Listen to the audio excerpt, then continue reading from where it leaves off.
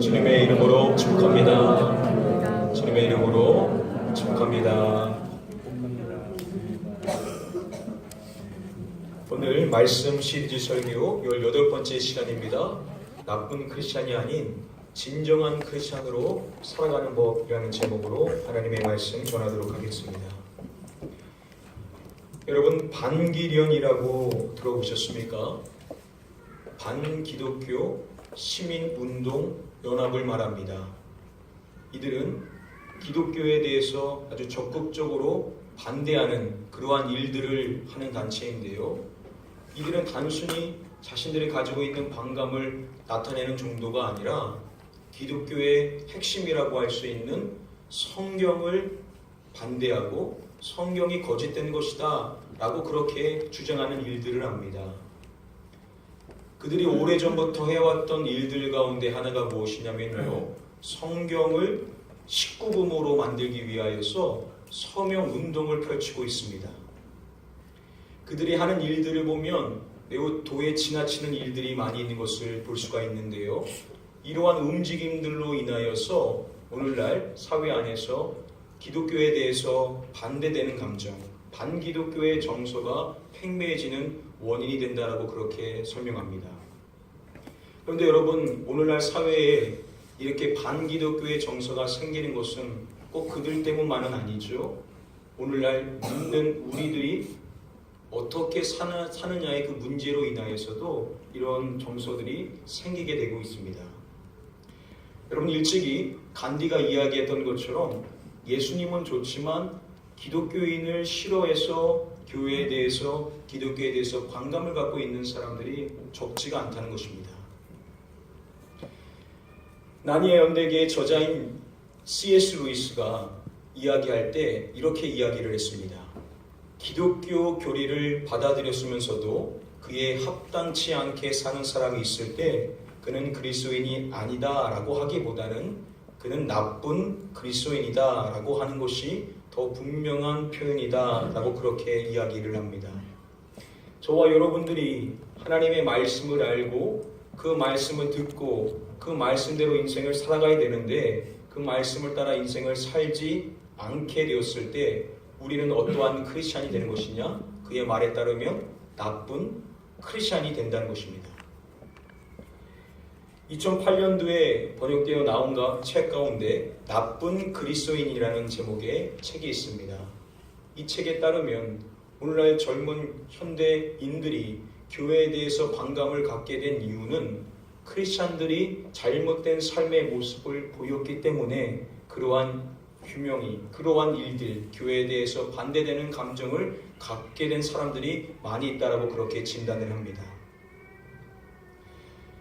저와 여러분들은 계속해서 시편 119편의 말씀을 함께 살펴보고 있는데요. 이제 오늘 우리가 살펴본 말씀은 16번째 연의 말씀, 시편 119편 121절부터 128절까지 말씀을 함께 살펴보고자 하는데요. 이 말씀을 통하여서 저와 여러분들은 이 세상 속에서 우리가 나쁜 크리스찬이 아닌 진정한 크리스찬으로서 살아갈 수 있는 그 법이 무엇인지를 우리가 세 가지를 배워볼 수가 있습니다.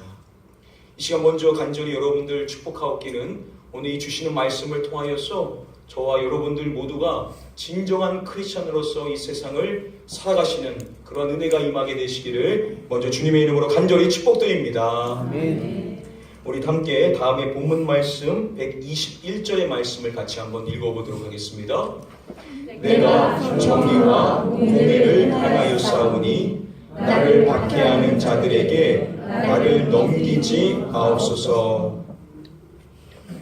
이미 여러 차례 설명을 드렸듯이 시편 119편의 말씀의 중요한 특징 중에 하나는 모든 절에, 대부분의 모든 절에 하나님의 말씀을 나타내는 율법, 증거, 도등과 같이 꼭 말씀을 의미하는 단어가 쓰인다는 것입니다. 그런데 우리가 앞서서 읽은 오늘 본문 말씀 121절 말씀을 보시면은 내가 정의와 공의를 행하였사오니 라고 말합니다. 그가 말하기를 정의 그리고 공의라는 말을 쓰고 있는 것인데요. 이렇게만 보면 계속해서 쓰였었던 하나님의 말씀을 나타내는 단어가 하나도 쓰이지 않은 것으로 보일 수가 있습니다. 그런데 여러분, 여기서 이 정의라고 이 번역이 된 히브리어 원어는 미시파트라는 단어인데요. 이 단어는 여러 가지 단어로서, 뜻으로서 번역이 되는데 심판이라고도 되고 규례라고도 되고 판단이라고도 됩니다. 이것이 다른 구절에서는 하나님의 말씀을 뜻하는 규례, 다음에 말씀해 보시면은 주의 입의 모든 규례들, 여기서 하나님의 말씀을 나타내는 규례라는 이 단어가 동일한 미시파트라는 단어입니다. 자, 본 시편의 저자가 지금 이야기하고 있는 정의라는 이 단어는 결국 하나님의 말씀을 의미하는 규례라고도 번역이 될 수가 있다는 것이죠. 자, 그렇다면 헷갈리지 않게 그냥 하나님의 말씀을 의미하는 규례라고 그렇게 번역이 되면 될 텐데 왜 이것을 정의라고 번역한 이유가 무엇이냐는 것입니다. 그렇게 정의라고 말하고 있는 이유는요, 이 단어가, 이 미시파트라는 단어가 독립적으로 쓰인 것이 아니라 지금 보시면은 정의와 함께 공의라는 단어가 합성되어서 쓰이고 있는 것을 볼 수가 있습니다. 구약 성경에 보시면은요, 정의와 공의, 공의와 정의라는 단어가 합해서 쓰여지는 것을 우리가 쉽게 볼 수가 있는데요. 다음에 말씀해 보시면은 공의와 정의를 행하는 것은 제사 드리는 것보다 여호와께서 기쁘게 여기시느니라 라고 말합니다. 자, 공의와 정의를 행하는 것, 오늘 본문의 말씀과 같이 정의와 공의, 이것을 묶어서 행하는 것이다라고 이야기합니다. 자, 그런데 그러한 것을 설명할 때 그렇게 행하는 것이 제사를 드리는 것보다 여호와께서 기쁘게 여기신다라고 이야기합니다. 여러분, 이 말은 하나님께서 우리가 제사, 예배를 드리는 것은 덜 기쁘게 여기시고 우리가 공의와 정의를 행하는 것을 더 기뻐하신다, 그러한 의미는 아니죠. 이렇게 표현하는 것은요, 제사에 문제가 있기 때문에 그렇습니다. 무엇인가 중요한 핵심이 빠졌기 때문에 이렇게 말하는 것인데요. 이것은 결국 정의와 공의, 공의와 정의가 빠진 예배이기 때문에 이렇게 말하는 것입니다. 이스라엘 백성들이 형식상 제사는 드리는데 그들의 일상의 삶 속에서 하나님의 뜻인 공의와 정의는 전혀 행하지를 않는 것입니다. 하나님의 뜻은 삶이 담겨있는 예배인데 삶은 없고 형식으로만 드리는 제사이다 보니 하나님께서 이렇게 말씀을 하신다는 것입니다. 즉, 공의와 정의라는 것은 어떠한 것을 이야기하냐? 삶 속에서 제사와 연결되지 못하고 제사와 분리되어 있는 그러한 삶을 이야기할 때 이 공의와 정의라는 단어를 사용한다는 것입니다. 다음에 아모스의 말씀도 보시면은 너희가 내게 번제와 소제를 드릴지라도 내가 받지 아니할 것이요 너희의 살찐 희생의 화목제도 내가 돌아보지 아니하리라 라고 말씀하십니다. 너희가 번제와 소제, 화목제, 즉 어떠한 제사를 드려도 나는 받지 않을 것이다 라고 그렇게 하나님께서 말씀하시는 것입니다. 그 이유가 무엇인지 우리가 이어지는 다음의 말씀을 보시면은 그 이유를 알 수가 있습니다. 우리 함께 다음의 본문 말씀 같이 한번 읽어보도록 하겠습니다. 오직 정의를 물같이 공의를 마르지 않는 강같이 흐르게 할지어다. 이 말씀에도 보시면은 정의와 공의, 이것이 함께 쓰여 있는 것을 볼 수가 있습니다. 이 말씀은 여러분들이 잘 아시는 것처럼 너희가 제사는 잘 드리지만 너희의 삶에 정의와 공의가 빠졌다. 그러니 너희는 먼저 정의와 공의를 행하는 자가 되라 라는 그러한 말씀에 가르침을 주는 것입니다. 즉, 그들의 제사를 하나님께서 받지 않으시겠다라고 말씀하시는 이유가 무엇입니까? 그들의 제사에는 삶 속에서 하나님의 뜻인 공의와 정의를 실천하는 그러한 삶이 없기 때문이라는 것입니다. 하나님이 기대하는 그러한 삶이 빠진 상태에서 형식적으로 드리는 예배다 보니까 그런 것 좀 받지 않으시겠다는 것입니다. 그러면서 너희가 정의와 공의를 행해라 라고 말씀하신다는 것은 결국 뭘 이야기하는 것이냐면 이것을 통하여서 우리는 삶 속에서 하나님의 뜻대로 살아가는 삶을 살아야만 한다는 것입니다. 제사만 드리고 끝낼 것이 아니라, 예배만 드리고 끝낼 것이 아니라 그러한 마음을 우리의 삶의 현장에서 동일하게 하나님의 말씀대로 인생을 살아가는 삶의 연장이 되어야 된다라는 것을 강조할 때 쓰이는 단어가 뭐냐? 정의와 공의, 공의와 정의라는 것이라는 것입니다. 오늘 본문의 본시편의 저자가 평소처럼 내가 말씀을 규례를 행했다, 순종했다라고 표현하지 않고 정의와 공의라고 표현한 이유가 무엇이겠습니까? 자신은 그것을 나타내는 것이죠. 하나님, 저는 저의 삶 속에서 하나님께 제사를 드릴 때와 동일한 마음으로 하나님의 뜻을 행하며 순종하며 인생을 살았습니다. 즉 자신의 제사와 삶이 일치되는 그러한 삶을 살았음을 그는 지금 고백을 드리고 있다는 것입니다.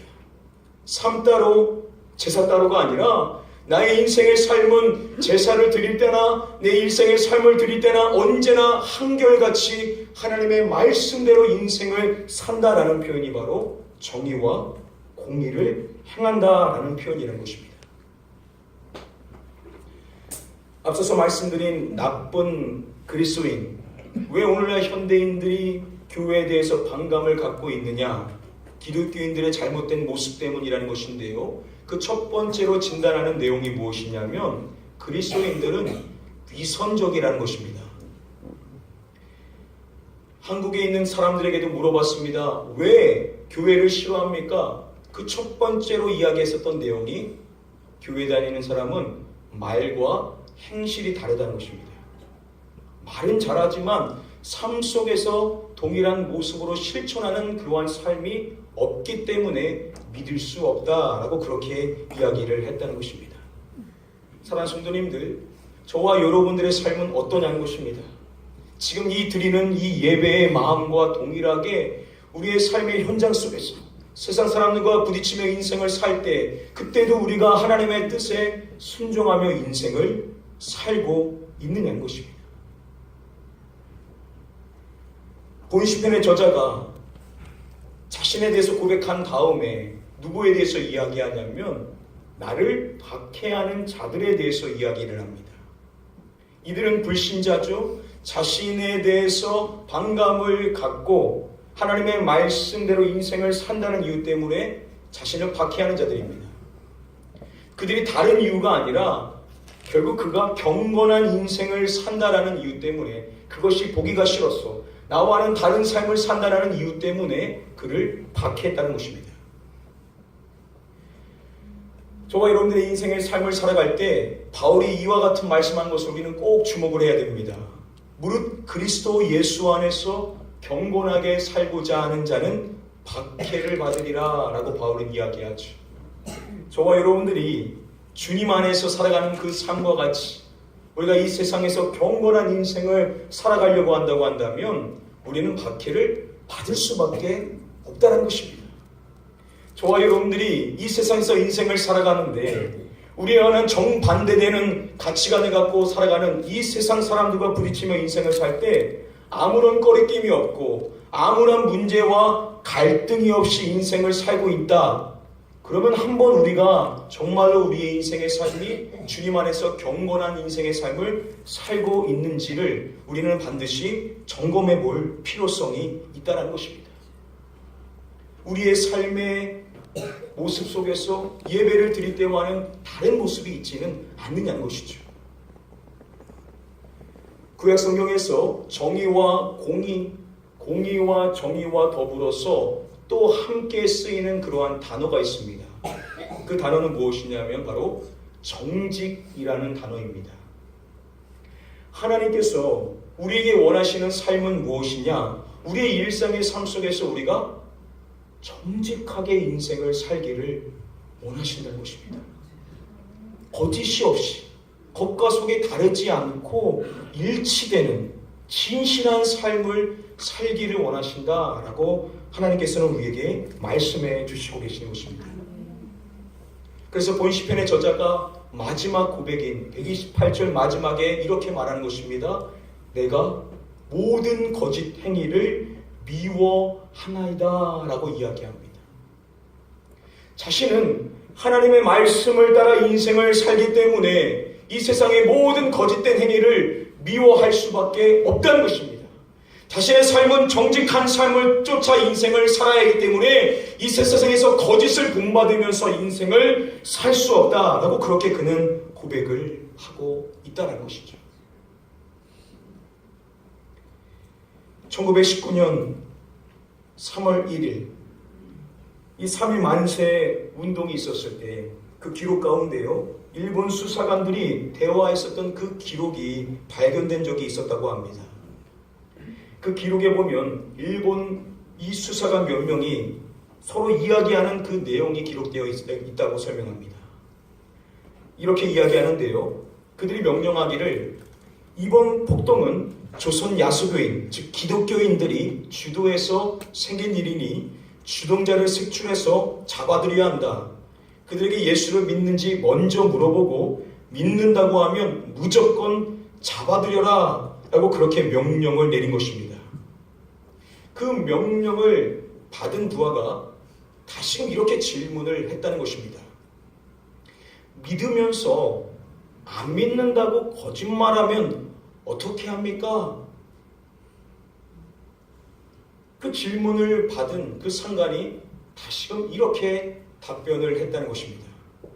조선 야수교인들은 대체적으로 거짓말을 하지 않는다. 그들이 믿으면서 박해가 무서워서 거짓말하는 자들이 아니라는 것입니다. 여러분, 이것이 우리가 세상 사람들에게 들어야 할 말 아니겠습니까? 기독교인들을 보니까 저 사람은 정말 정직한 사람이야. 저 사람은 말과 행실이 일치된 사람이야. 그러니 저 사람이 그렇게 말했다고 한다면 그 말이 맞아 라는 이야기를 우리가 드려야만 한다라는 것입니다. 이러한 인생의 삶을 살기 위해서 우리는 우리의 일상의 삶 속에서 어떻게 살아야 되냐? 하나님의 뜻이 우리가 예배를 드릴 때만 하나님 앞에 우리의 마음을 드리는 것이 아니라 우리 일상의 삶 속에서 하나님의 말씀의 뜻인 공의와 정의를 행하며 특별히 하나님이 원하시는 정직한 삶을 살기 위하여서 거짓을 멀리하며 인생을 살아가는 자가 되어야만 된다라고 우리에게 말씀해 주신 것입니다. 우리가 이렇게 살아갈 때 우리는 이 세상 속에서 나쁜 크리스찬이 아닌 진정한 크리스찬으로서 살아갈 수 있다라고 우리에게 말씀해 주시고 계신 것입니다. 바로 이것이 오늘 본문 말씀을 통하여 하나님께서 저와 여러분들에게 주시는 첫 번째 말씀의 가르침입니다. 사랑하는 성도 여러분들, 저와 여러분들은 우리 일상의 삶 속에서 계속해서 하나님의 말씀을 따라 인생을 살고자 순종함으로써 결국 하나님이 원하시는 뜻인 정직한 삶을 살아가는 자가 되어야만 된다라고 우리에게 첫 번째로 말씀해 주시고 계십니다. 사랑하는 성도님들, 이 세상 속에서 우리가 정말로 정직하게 인생을 산다는 것이 그렇게 쉽지만은 않습니다. 그러나 하나님께서는 정직한 자를 형통케 하시는 분이시기 때문에 우리는 지금 당장 조금 손해를 보는 것 같다 하더라도 정직을 선택하며 하나님의 말씀을 쫓아 인생을 살아가는 저와 여러분들이 되어야만 될 줄 믿습니다. 아멘. 사랑하는 성도님들, 여러분들 축복합니다. 오늘부터라도 우리가 다시금 정직한 삶을 선택함으로써 세상 사람들이 우리의 삶을 보며 저 사람은 정말 하나님을 믿는 사람이구나 라는 그러한 고백이 나올 수 있게 되시기를 주님의 이름으로 간절히 축복하며 축원드립니다. 아멘. 첫 번째로 하나님께서는 우리가 진정한 크리스찬이 되기 위해서 일상의 삶 속에서 말씀을 따라 정직한 삶을 살아야 된다라고 첫 번째로 말씀해 주십니다. 우리 함께 다음에 본문 말씀 함께 한 목소리로 읽어보도록 하겠습니다. 주의 종을 보증하사 복을 얻게 하시고 교만한 자들이 나를 박해하지 못하게 하소서. 우리가 앞절에서 살펴봤던 것처럼 본 시편의 저자는 자신을 박해하는 자들에 대해서 이야기를 합니다. 또한 이어서 122절 말씀에도 교만한 자들이 자신을 박해하지 못하게 하달라고 이야기하는 것은 결국 반복하여서 그가 교만한 자들, 악인에 의하여서 박해받는 인생을 살고 있음을 고백하고 있는 것입니다. 여러분 억울하지 않습니까? 내가 정직하게 인생을 산다라는 이유 때문에 내가 박해를 받는 겁니다.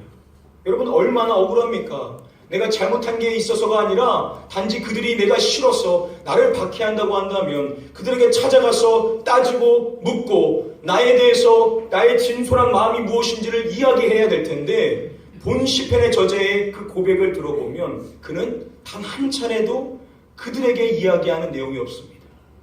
그는 단 한 번이라도 자신을 박해하는 자들에게 반응하지를 않는다는 것입니다. 그리고 그의 반응을 살펴보니까 그는 뭐라고 고백하냐면 하나님께 이렇게 고백하는 것입니다. 주의 종. 자신은 하나님의 종이다 라고 이야기하는 것은 바꿔서 말하면 저는 당신의 종이고 하나님은 저의 주인이십니다 라고 이야기하면서 그의 고백을 쭉 들어보면 결국 그는 자신의 주인 되시는 하나님께만 간구함으로써 하나님께만 반응을 하더라는 것입니다. 사람이 아무리 자신을 박해하고 자신을 억울하게 해도 그 사람에게 찾아가 반응하며 이야기하며 인간적인 반응을 보이는 것이 아니라 오직 하나님 앞에만 간구함으로써 하나님 앞에만 반응하는 삶을 살더라는 것입니다. 이러한 고백이 126절까지 말씀까지 쭉 이어지고 있습니다. 126절 말씀을 보시면은 먼저 123절 말씀 보시면은 내 눈이 주의 구원과 주의 의로운 말씀을 사모하기에 피곤하니이다 라고 말합니다. 결국 그가 기대하고 바라는 것은 무엇입니까? 주님의 구원이고 주님의 의로운 말씀만을 사모하고 있는 것입니다. 하나님께서 주실 그 응답만을 기다리면서 하나님께 모든 시선을 두고 있다는 것이죠. 그리고 그는 이렇게 말하는 것입니다. 그들이 주의 법을 폐하여 싸우니 지금은 여호와께서 일하실 때니이다 라고 고백합니다. 그들, 여기서의 그들이 누구겠습니까? 본 시편의 저자를 박해하는 그들이죠. 그들이 하나님의 법을 폐한다 라고 이야기하면서 하나님께 이렇게 고백하는 것입니다. 지금은 여호와께서 일하실 때니이다 라고 그렇게 고백을 하고 있는 것입니다. 이러한 고백은 뭘 이야기하는 것이냐면 바로 하나님께 심판에 대해서 하나님께서 심판해 주실 것을 저는 기다리고 있습니다. 지금이 그 심판이 이루어져야 할 때가 아닙니까? 라고 고백함으로써 하나님께 모든 심판을 내어 맡기고 자신은 하나님의 때를 기다리고 있습니다. 라는 그러한 고백을 드리고 있다는 것이죠. 즉 그는 사람에게는 아무런 반응을 하지 않고 오직 모든 반응을 하나님께 함으로써 하나님께 모든 심판이 있습니다. 라고 그렇게 고백을 드리고 있다는 것입니다. 허준혁 씨의 좋은 남편, 나쁜 남편이라는 글에 보시면은요, 이렇게 이야기를 합니다. 좋은 남편은 하나님같이 되려고 노력한다. 나쁜 남편은 자기가 하나님이라고 생각한다. 라고 그렇게 이야기합니다. 이 말은 좋은 남편은 하나님을 닮고자 노력하는 인생을 살지만 나쁜 남편은 자기가 하나님인 것처럼 하나님의 역할만을 하려고 한다라는 그러한 표현입니다. 여러분 이것은 크리스찬에게도 동일하게 적용이 된다라고 생각을 합니다. 여러분 나쁜 크리스찬은 어떠한 크리스찬입니까? 자신이 마치 하나님인 것처럼 하나님이 감당해야 될 몫을 자신이 하는 겁니다. 하나님의 때를 기다리고 하나님이 역사하실 수 있도록 기도하며 그분의 때를 구해야 되는데 자신이 직접 나서서 그 일을 행하는 사람, 그러한 사람이 나쁜 크리스찬이라는 것입니다. 여러분 심판은 저와 여러분들의 몫입니까? 아니면 하나님의 몫입니까? 바로 우리에게 이렇게 이야기를 해줍니다. 우리 함께 다음에 말씀을 읽어보도록 하겠습니다. 내 사랑하는 자들아, 너희가 친히 원수를 갚지 말고 하나님의 진노하심에 맡기라. 기록되었으되 원수 갚는 것이 내게 있으니 내가 갚으리라고 주께서 말씀하시니라. 우리가 친히 원수를 갚지 말아야 된다는 것입니다. 대신 우리는 어떻게 해야 되냐? 하나님의 진노하심에 맡겨야 된다라고 이야기합니다. 그리고 구약의 말씀을 인용함으로써 이렇게 말하는 것입니다. 원수 갚는 것이 내게 있으니 내가 갚으리라 라고 말씀하시는 것입니다. 원수 갚는 것은 하나님께 있기 때문에 우리는 하나님께 그것을 맡기고 하나님의 때를 기다리는 자가 되어야 된다라고 말씀해 주시고 계신 것입니다. 바로 본시편의 저자가 그러한 삶을 살았던 것입니다. 아무리 그들이 자신을 박해하면서 자신을 곤란하게 한다 하더라도 그들에게는 아무런 반응을 하지 않고 하나님의 때를 기다리며 하나님 심판을 해 주십시오라고 모든 것을 하나님께 올려드림으로써 하나님의 때를 기다리는 그 모습, 그게 바로 이 세상을 살아가는 진정한 크리스천의 모습이라고 우리에게 말씀해 주시는 것입니다. 여러분, 믿지 않는 사람들이 자신이 잘못하고 더라도 우리 믿는 사람들의 반응을 지켜봅니다. 그러면서 우리가 똑같이 자기와 반응하면 속으로 말하는 겁니다. 그러고도 네가 그리스도인이냐? 그러고도 네가 교회 다니는 사람이냐? 여러분, 만약에 본시편의 저자가 자신을 박해하는 그들과 똑같이 반응하며 그들에게 대응을 했다라고 한다면 그는 세상 사람들과 똑같은 자가 되었을 것이지만 그는 그렇게 하지 않고 아무런 반응을 그들에게 보이지 않고 모든 것을 하나님께 올려드리고 하나님께서 일하셔야 됩니다. 하나님이 심판하셔야 됩니다. 저는 하나님의 때를 기다립니다. 그때가 언제인지 그때를 구하며 간구하는 그 모습을 통하여서 하나님께서는 저와 여러분들에게 두 번째 말씀의 가르침을 주시는 것입니다. 우리가 이 세상에서 진정한 크리스천으로서 인생을 살기를 원한다면 심판의 몫은 나에게 있지 않고 전적으로 하나님께 있음을 기억하고 우리는 하나님의 때를 기도하면서 기다리는 자가 되어야만 된다라고 우리에게 두 번째로 말씀해 주시는 것입니다. 아멘. 사랑하는 성도님들, 주님께서는 우리가 세상 사람들에게 이러한 말을 듣기를 원하는 것입니다. 너는 나와 다르구나. 믿는 사람들을 보니까 나랑 똑같지 않구나. 혈기대로 인생을 살지 않구나.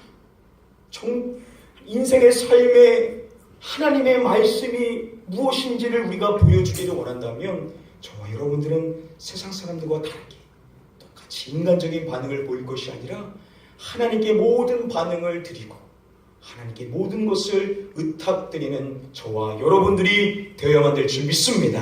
아멘. 사랑하는 성도님들, 오늘부터라도 우리가 세상 사람처럼 똑같이 반응할 것이 아니라 우리의 모든 반응을 다 하나님께 드리심으로 하나님의 때를 기다림으로써 하나님의 일하심을 목도할 수 있는 저와 여러분들 다 되게 되시기를 주님의 이름으로 간절히 축복하며 축원드립니다. 아멘. 하나님께서는 심판은 전적으로 하나님의 목숨을 기억하고 우리는 기다리면서 기도할 줄 아는 자가 되어야만 된다. 두 번째로 우리에게 말씀하십니다.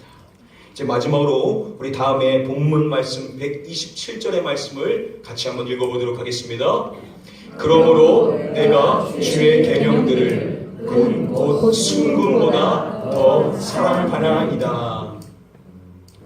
이제 마지막으로 우리가 주목하기 원하는 본시편의 저자의 고백은 내가 주의 계명들을 사랑하나이다 라는 고백입니다. 그런데 중간에 보시면 이렇게 말하죠. 곧 순금보다 더 사랑하나이다 라고 이야기를 합니다. 그가 하나님의 말씀을 사랑하는데 이 세상에서 가장 가치 있게 여겨지는 그 순금보다 더 사랑하는 마음을 가졌음을 이야기하는 것입니다. 여러분, 예나 지금이나 순금은 무엇을 이야기합니까? 우리가 이 세상을 살아가는 데 있어서 가장 값어치 있는 것, 우리의 마음이 쏠릴 수밖에 없는 것을 상징하는 것이 순금 아니겠습니까? 여러분, 우리가 이 세상에서 진정한 크리스찬으로서 인생을 살기를 원한다고 한다면 그것은 아주 간단하다는 것입니다. 그것은 무엇이냐? 저와 여러분들이 하나님의 말씀을 소중히 여기는데 그것을 순금보다 더 무겁게 여기고 순금보다 세상의 그 어떠한 가치보다 더 가치 있는 것으로 말씀을 여기고 그 말씀을 사랑한다. 그러면 우리는 이 세상에서 진정한 크리스찬으로서 인생을 살아갈 수 있다라고 말씀하신 것입니다. 그런데 반대로 우리가 말씀은 소중히 여기지만 우리의 마음이 물질을 향하여 있어서 순금을 사랑하여 이 세상의 물질을 더 가치 있게 여긴다라고 한다면 우리는 이 세상에서 나쁜 크리스찬이 될 수밖에 없다는 것입니다. 사랑하는 성도님들, 저와 여러분들은 이 세상에서 어떠한 마음을 갖고 인생을 삽니까? 두 마음을 품고 물질을 섬기는 그러한 마음으로 인생을 삽니까? 아니면 하나님의 말씀이 나에게 가장 고귀한 것, 가장 가치 있는 것으로 여기며 인생을 살고 있느냐는 것입니다. 오늘 본문에서 본 시편의 저자가 고백하고 있는 이와 같은 고백, 내가 주의 계명들을 사랑하되 곧 순금보다 더 사랑하나이다. 하나님의 말씀을 사랑하되 이 세상의 그 어떠한 것보다 나는 말씀을 가장 가치 있는 것으로 여기며 그 말씀을 가장 사랑한다라는 그 고백이 저와 여러분들의 고백이 되어야만 될 줄 믿습니다. 하나님은 이 말씀을 통하여서 우리에게 세 번째로 중요한 말씀의 가르침을 주시는 것입니다. 우리가 이 세상 사람들과는 다른 진정한 크리스찬으로서 인생을 살기를 원한다면 저와 여러분들은 하나님의 말씀을 소중히 여기고 사랑하되 이것은 세상의 그 어떠한 것보다 더 사랑하고 가치 있게 여겨야만 된다라고 우리에게 마지막으로 말씀해 주시는 것입니다. 사랑하는 성도님들, 기도하실 때마다 이것을 놓고 기도하셨어. 하나님, 제 마음이 세상의 그 어떠한 물질보다 하나님의 말씀을 사랑하는 자가 됨으로 말미암아 이 세상에서 진정한 크리스찬으로서 살아갈 수 있는 자가 되게 해달라고 기도하실 수 있는 저와 여러분들 되게 되시기를 주님의 이름으로 간절히 축복하며 축원드립니다. 아멘. 오늘 말씀 간단히 정리해 드리도록 하겠습니다. 사랑하는 성도님들, 저와 여러분들은 이 세상에서 나쁜 크리스찬으로서 인생을 살겠습니까? 아니면 진정한 크리스찬으로서 인생을 살겠습니까? 하나님께서 우리가 진정한 크리스찬으로서 인생을 살기를 원한다면 우리는 가장 먼저 우리의 일상의 삶 속에서 하나님의 말씀을 따라 인생을 살아가는 그 순종의 삶을 영위함으로써 우리는 늘 정직한 삶을 살아야만 된다라고 우리에게 첫 번째로 말씀을 해주십니다. 또한 두 번째로 우리가 인생의 삶을 살아갈 때 억울한 일을 당할 때도 많지만 그러나 심판의 몫은 전적으로 하나님께 있음을 기억하고 나는 세상 사람들과 똑같이 반응하지 않고 오직 하나님의 때를 기도하며 기다릴 줄 알아야 된다라고 두 번째로 우리에게 말씀을 해주십니다. 마지막으로 저와 여러분들이 하나님의 말씀을 사랑하되 그 말씀을 이 세상의 그 어떠한 것보다 가치 있게 여기고 우리가 이렇게 인생을 살기를 한번 결단하면서 하나님 도와주십시오. 제가 이 세상을 살아갈 때 삶과 제사, 예배가 분리되는 것이 아니라 일치되는 삶, 정직한 삶을 살게 도와주십시오. 하나님, 이 세상에서 세상 사람들과 똑같이 반응할 것이 아니라 모든 반응을 하나님께 드리며 하나님의 때를 기다리게 해주십시오. 특별히 이 세상에서 세상 사람들의 마음이 빼앗겨 있는 그 물질에 내 마음이 가지 않게 하시고 오직 말씀을 향하여 그 말씀을 소중히 여기며 인생을 살아갈 수 있는 자가 되게 해달라고 이번 한 주 동안 여러분 소원하는 마음을 갖고 간절히 기도하셨습니다. 우리가 다시금 이 자리에 모였었을 때 우리의 마음이 달라진 마음으로 정직한 마음으로 진실한 크리스찬의 마음으로 설 수 있는 저와 여러분들이 다 되게 되시기를 주님의 이름으로 간절히 축복하며 축원드립니다. 사랑하는 성도님들, 말씀 암송을 잘 하시고 계신 줄 믿습니다. 여러분, 지난 한 주 동안 우리가 또 어떻게 말씀을 암송했었는지 우리 준비된 영상 잠시 한번 보도록 하겠습니다. 아버지, 날 깨닫게 하소서. 주 언제나 나를 돌보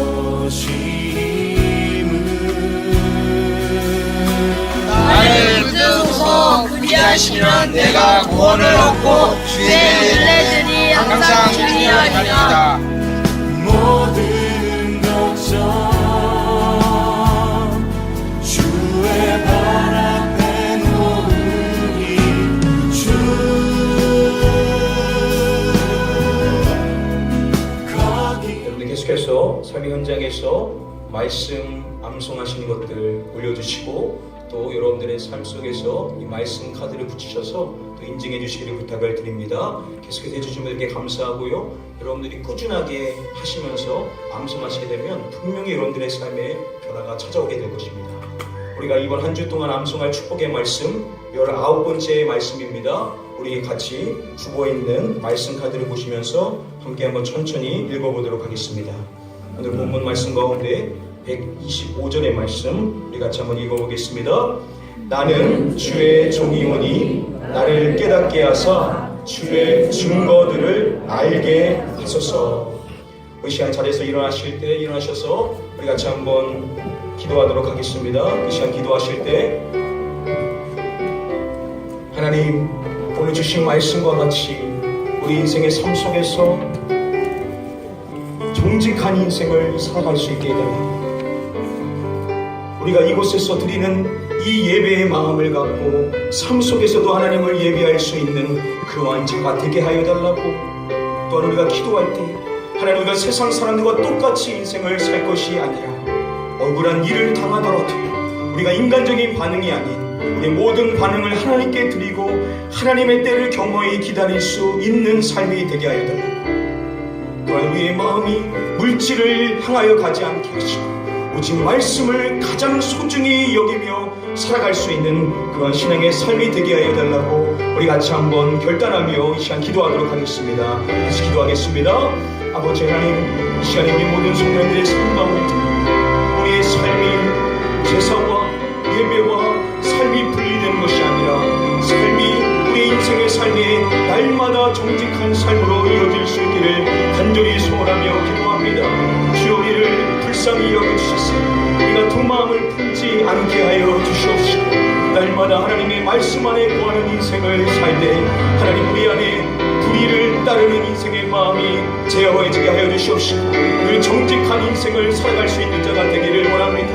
그래서 세상 사람들이 우리의 삶을 볼 때 믿는 자는 다르구나, 믿는 자는 말과 행실이 같구나 라는 그러한 고백이 들려질 수 있게 하여 주시옵시고 특별히 우리가 이 세상에서 어려운 일들, 억울한 일들 당할 때 우리가 세상 사람들과 똑같이 반응할 것이 아니라 우리의 삶 속에서 하나님이 원하시는 그 반응을 들기 위하여 오직 하나님의 때를 기다리며 주님 앞에 모든 것을 내어 맡김으로 심판은 오직 하나님께 있음을 고백할 수 있는 자가 되기를 원합니다.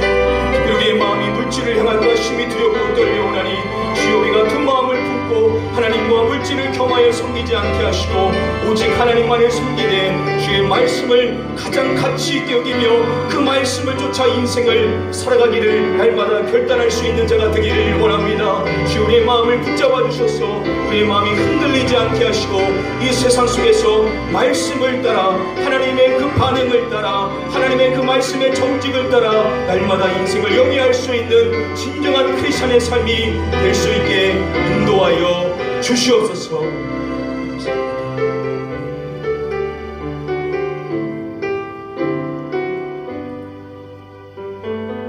아버지 하나님, 우리가 믿는 자라고 하면서도 세상 사람들과 똑같이 불의한 인생, 거짓된 인생을 살아갈 때 그런 우리의 삶을 보며 누구보다도 안타깝게 여기셨소. 아버지 하나님 앞에 이 시간 우리의 허물을 고백하며 회개하오나니 주여 우리를 용서하시고 우리를 통하여서 하나님의 영광이 가려질까 심히 두렵사오나니 하나님 우리가 때로 손해보고 억울하다 하더라도 이 세상 속에서 정직한 인생을 선택할 수 있는 지혜가 있게 하여 주시옵소서. 하나님은 정직한 자의 형통을 이끄시는 분이신 줄 믿사오나니 오늘부터 우리가 다시금 정직을 선택할 수 있는 용기의 삶을 가짐으로 말미암아 세상 사람들과는 구별된 진정한 크리스찬의 삶을 선택하며 살아갈 수 있는 우리 가나안교회 모든 성도들의 삶이 될 수 있도록 인도하여 주시옵소서. 하나님 특별히 우리가 세상 사람들에게 오해를 받고 억울한 일을 당할 때 우리가 그들과 똑같이 반응할 것이 아니라 우리는 오직 하나님을 바라보고 모든 판단은 하나님께 있음을 고백하며 겸허히 하나님 앞에 기도하며 기다릴 줄 아는 성숙한 저희 모두가 될 수 있기를 원합니다. 하나님, 우리의 반응이 세상 사람들과 똑같지 않도록, 우리의 입술이 거칠어지지 않도록 우리의 입술을 거룩하게 지킬 줄 아는 성숙한 삶이 되게 하여 주시옵소서. 하나님, 특별히 우리의 마음이 물질을 향한 가심이 두렵습니다. 오직 하나님의 말씀이 가장 소중한 줄 알고 그 말씀의 가치를 발견하며 그 말씀을 순금보다 더 사랑할 줄 아는 성숙한 신앙인이 됨으로 말미암아 말씀을 쫓았더니 그 말씀을 통하여 하나님이 이 모든 것을 더하셨구나 진정으로 고백할 줄 아는 진정한 크리스찬의 삶을 살아갈 수 있는 우리 가나교회 모든 성도님들이 될 수 있도록 은혜를 베풀어 주시옵소서. 이제는 우리 주 예수 그리스도의 은혜와 아버지 하나님의 무한하신 사랑과 성령님의 가바감동 위로교통 축복 충만하신 은혜가 두 마음을 품지 않고 정직한 마음으로 하나님의 때를 기다리며 말씀만을 살아가기를 결단하며 머리 숙이 사랑하는 성도님들 머리 위에와 그 가정과 그 일터 위에와 우리 가나안교회 위에 영원토록 함께 계시옵기를 간절히 축복하며 축원드리옵나이다. 아멘.